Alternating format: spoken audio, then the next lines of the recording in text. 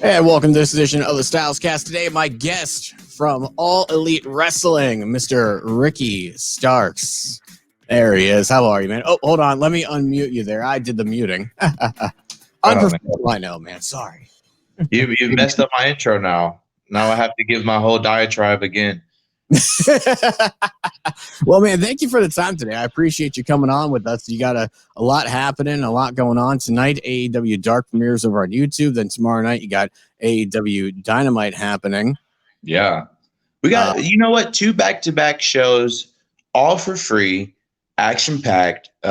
You name another company that's doing it like AEW, you'll be hard-pressed to find because there isn't strictly AEW that's doing that. So yeah, I'm looking forward to it, especially for AEW Dark tonight. You'll be able to see me on there. I wrestle VSK, and then of course tomorrow night we have a jam-packed show for AEW Dynamite. We have the town hall meeting, and then we have the semifinal matches. Dude, it's packed. You guys got a lot going on with AEW. You recently joined them as of June 17th. That was your first appearance on there, coming in and challenging Cody for the AEW TNT Championship. That was a one-off for you at the time, and then you got the call to join the company. Talk me through that whole time and that process of you joining the company, because again, that was a one-off, you coming in and doing that challenge for the belt. Yeah, honestly, at the time I wasn't with NW anymore. I decided not to renew, and so I had saw no BS. I kind of manifested that whole situation because I saw that Cody cut this promo, how it was open to everybody. And then the next day I had these visions of that's how I debuted. And I want to say 3 days later, I got a email asking if I could come down and do the challenge. And then I went in there with the expectation that this was a one-off, that would go into the indies, have a higher rate. And, you go from there and constantly keep making movements towards a bigger goal.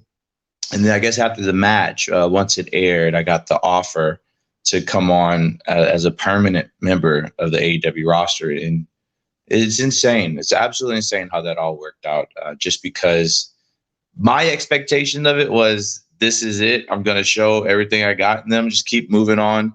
And then we'll retouch on this at a later date, maybe when the pandemic is over, or, something of that sort. Mm-hmm. But you go ahead, you get that call. Take me back to the time that you got the call, too. What was your emotion and your feeling at the time when you hung up, or if you got a phone call or an email? How did the whole process go there? The phone call when I was offered something? Yeah. Dude, it was insane. I sat in my apartment, tripping out about it, just because it was unexpected, especially coming from a place where I wouldn't even say I was paycheck to paycheck at that point. I was barely getting by. Mm-hmm. I mean, barely. So I think in that instance, it kind of felt like a bit of a relief in a sense. But I was so excited, like over the moon about it, that I couldn't believe it, But at the same time, I had worked hard to get to that point. So I felt like I deserved as much of it as anything in my entire life. You've wrestled now for what, 9 years at this point? Yeah. So I started in 2011. For everybody who's watching, it's 2011. It's not 2012. So please change that on Wikipedia and those other terrible sites. It's amazing how people will go out there and will create your own history for you. Yeah, like give me something better than 2011. Put me in like 2008 or something, But for all that time that you have spent working up to this point, you've had highs and lows. Was there ever a time in your life where you thought maybe I should do something different? Maybe this is not the calling that I wanted or that I need to go after? Absolutely not. Absolutely not. I feel like when you're in a situation that isn't fun at that moment, you come too far to just turn around and be like, this isn't for me. I think I'm gonna try something else. That's just, to me, if you're that type of person, maybe you weren't in it 1,000%. If you ever have any type of doubt of, well, I just pack it up and go home now, then maybe it wasn't for you to begin with, and maybe you didn't have that much passion for it to begin with, like I said. So there was never a doubt in that. There's times that sucked for sure. Absolutely. But the thing with me is I'm so curious by nature that in my head, I was like, well, let me just see what happens. Like if I keep going, what if I keep walking down this street, even though the car broke down, let me just see. So that's where that came from. You never played sports growing up, but you were a huge wrestling fan, from I think it was the age of 7, if I remember hearing correctly. What age did you decide that you wanted to be a wrestler? When I was 7. Okay, so at that point you saw, man, this is it for me. Yeah, I see. My brother and my sister watched it, right, and they kind of fell out of it as they got older. And then as I grew up, I forgot how I caught the show. I caught the show, like, I think my brother's flipping channels, is what he's told me. But my full vivid memory of like seeing a full wrestling show was the Triple H Stephanie McMahon angle where they go get married. That's my full vivid memory of it. When we get before that, it gets a little bit hazy. I remember certain things, but yeah, 7 is like when I really first started watching it. Good job on the history fact check there, man. I appreciate that. Absolutely. You gotta, well, if I'm going to talk to you, I want to know all your history, know everything about you. So when did you start training? I started training in 2011. So I started training, I want to say it was the week after 4th of July. Okay. And then I had my first match October 6th. Okay. So yeah, all in the same year. Man, so you went through real quick on training, you get out there in the world. Who did you idolize coming up in the business? Like, who was your main inspiration coming up? Well, I'm gonna have to take back that compliment I just gave you. My Oh, I know who it is, but for those who don't know, my favorite actually is Undertaker. Undertaker is my favorite wrestler, and that's a person who I idolized growing up. And you can see us there. We actually did a documentary with Taker on it. Taker, he's right there. He's explaining this long gun that he pulled out when he was in, I think, South Africa when he was a bouncer. But yeah, so it's Undertaker, Mankind, and The Rock were my main 3 that I loved growing up. Like I can't explain to you why, but I just love watching those 3. And so obviously coming up in the business and getting to do those opportunities with him was insane. Like the craziest thing I could have ever imagined in my life. And you got to work with him when he trained, I believe. What was it for his match with Cena? Yeah. So, dude, and that's the other crazy part. I helped train with Taker for the match at Cena that took place at the Superdome in New Orleans. Like, what? And then I got to watch that live from one of the suite boxes. So the steps of it, of all of it, it's still crazy. I still can't fathom it. But think about coming from a fan's perspective, growing up, and then to where you've been able to come. And now on TV every week with AEW Dynamite, you're paired with Taz and Brian Cage. What has it meant to you to be paired with Taz? Has he been able to offer you a lot in terms of the business aspect and helping you out? Absolutely. Taz is awesome, man. Not even just the business. Like there's times where he's given me advice on the in-ring stuff, the wrestling stuff, the shoot techniques. Taz is a very valuable part of AEW. Obviously very blessed to be attached to the hip with him, especially as a manager, especially as a co-commentator. It's been a great deal, in my opinion. Great pairing. And you are one heck of a promo, man. I think one thing I feel that you really stand strong on is your promos. You do great. In fact, a week or 2 ago, you talking about your feud with Darby Allin and your comment there about him putting him into the ground. Do you go out there with a script in mind, or do you just ad lib the whole way through? Mostly they're ad libbed through, because if I have a script, I have a harder time trying to memorize it, especially when you're having to think about time and things like that. It's harder to get that all in there. But if I feel free and I feel comfortable and I can just come up with things off the top of my head, then it's a lot easier for me. Okay.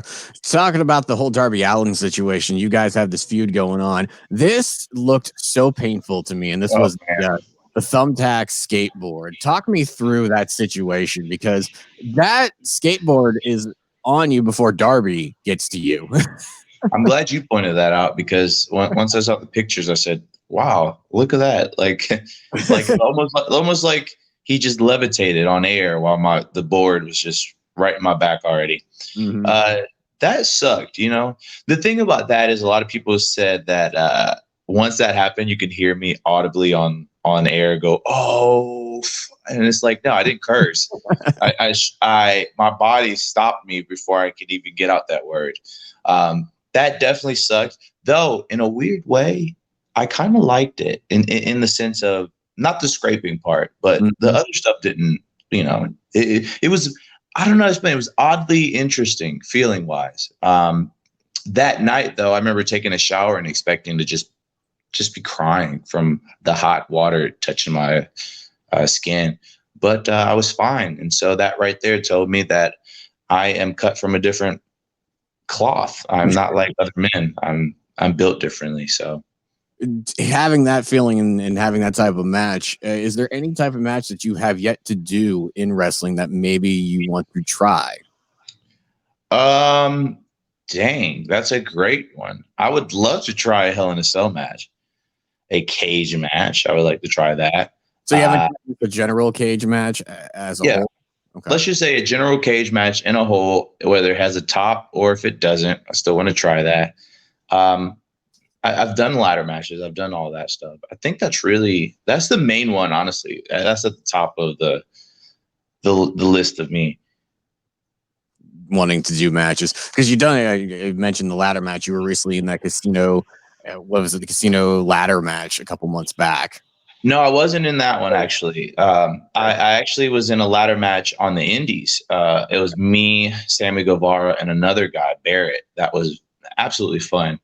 But the thing with that casino battle royal match, I don't think I had did anything with the company just yet. But I did remember watching it and seeing Cage debut and was just tripped out by like this huge dude coming out and ripping a ladder in half. It was awesome. Speaking of AEW and the whole pay per view, there's another one coming up. Do you have a match yet set for that pay per view, or is there you looking to make your mark yet? Because unfortunately, Darby does have a match. You don't yet. Yeah, but here's the thing: Darby has a title match, so that one, I'm very. I'll be keeping my eye on for that one. As of right now, I don't have a match set yet, but as we know, especially in this era, things change constantly. So who's to say? But I'm always ready. I'm always prepared. So there ain't nothing that's really holding me back there. Talk to me about what your day looks like when you get to Daly's place. I mean, because obviously COVID has changed the way everything is done. So, what does it look Right. like when you get to AEW and you arrive there for your day's work at Daly's place? Well, I arrive. I have my own little locker room by myself, so I go in and set my stuff down and get prepared. I'll go take a shower because the humidity there is killing me. I'll go shower, go eat, the typical triple S. And basically, I relax. I go in the ring. I'll stretch out a bit, just walk around. I make my rounds. I talk to people. There's sometimes people want to do interviews with me that I'll do quickly. But for the most part, I'm just there, just relaxing, getting into the zone.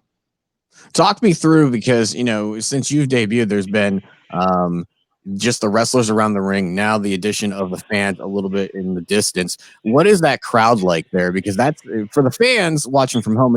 It feels a little bit different than what we're used to. And I've been to a live AEW show with a full audience. So for you being in the ring, what is that like? It's you know what? It's interesting in the sense of you're so used to seeing them right there at ringside, but they're higher up and they're spread out, right? So let me put it this way, though. Actually, the noise is still there. The noise still feels as grand as a 20,000 seat arena. I remember when they first were able to come into the venue, and we had our dark match, the AEW dark matches that it aired or we taped before Dynamite. I just remember hearing the crowd be like, "Yo," got goosebumps immediately. It was insane. It was awesome to hear just people there for once. And so after that, like every time I go, I forget that they're up there and they're that loud sometimes. And I'm like, oh, I get startled. And I love it though. That's awesome. You've wrestled around the world, various companies and so forth. Is there one match or moment that sticks out in your mind as your favorite to you yourself? Absolutely. The match against Cody for the TNT Championship title. That's a very special match to me for obvious reasons, but it goes a little bit even beyond just getting a job.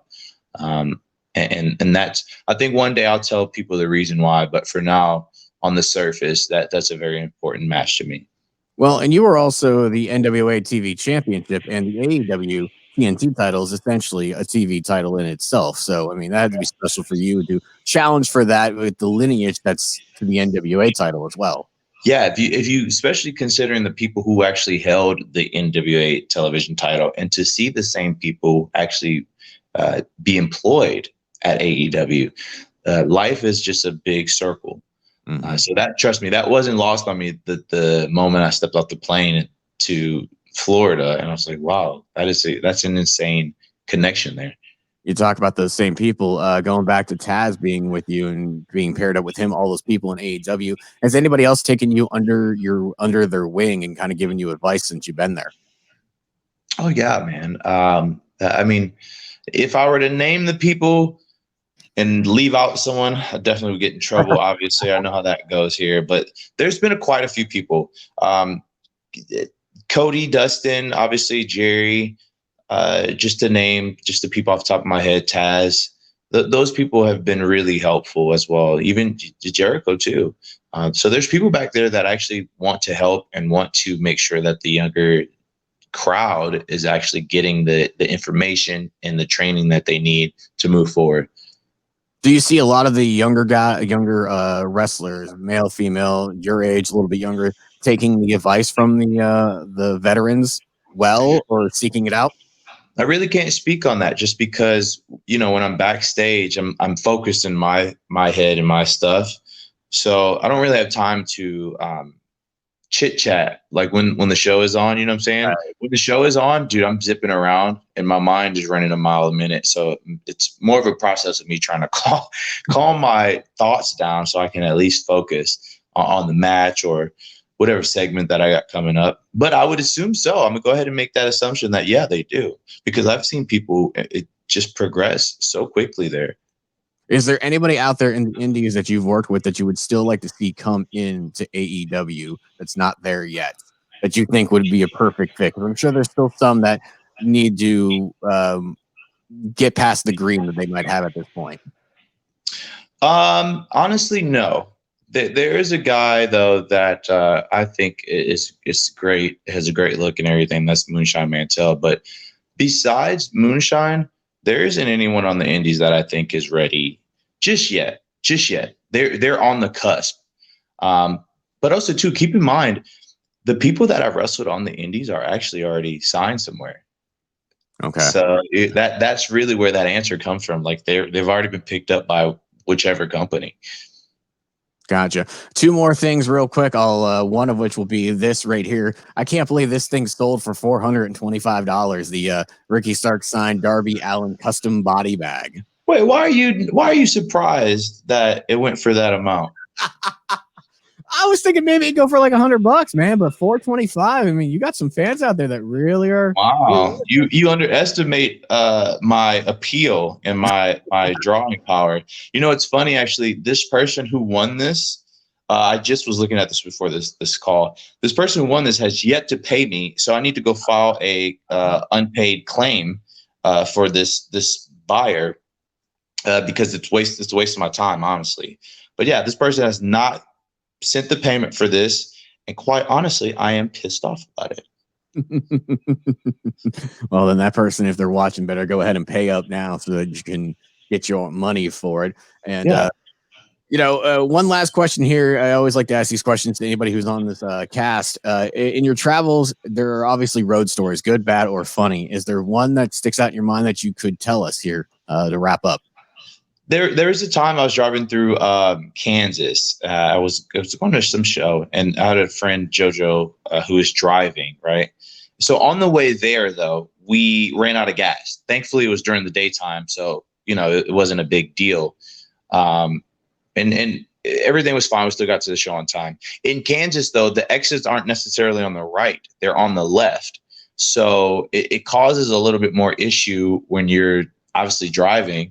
And you miss an exit because you have to do like a weird roundabout way or whatever. So we leave the show, and I want to say I took my first turn driving, and then JoJo was next. And this was like at 3 a.m. or something like that. And we were honestly supposed to get home at 7 a.m. because I had to go to work at like 8. So we're driving. All of a sudden, I fell asleep in the back car, and I feel like the car jerk.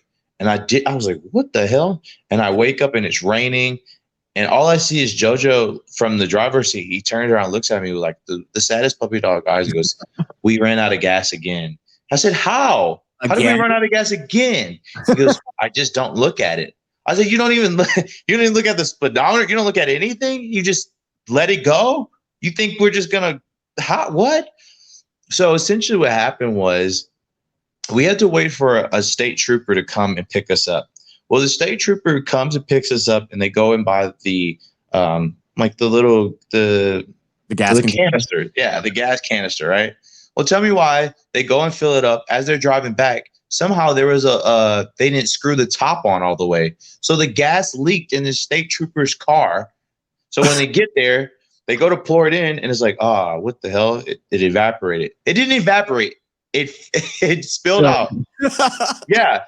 So the issue was the gas station closed. Like that was the last. They went at a certain time and then they closed for whatever reason. I don't know why a 24-hour gas station is closed, but that's what I was told.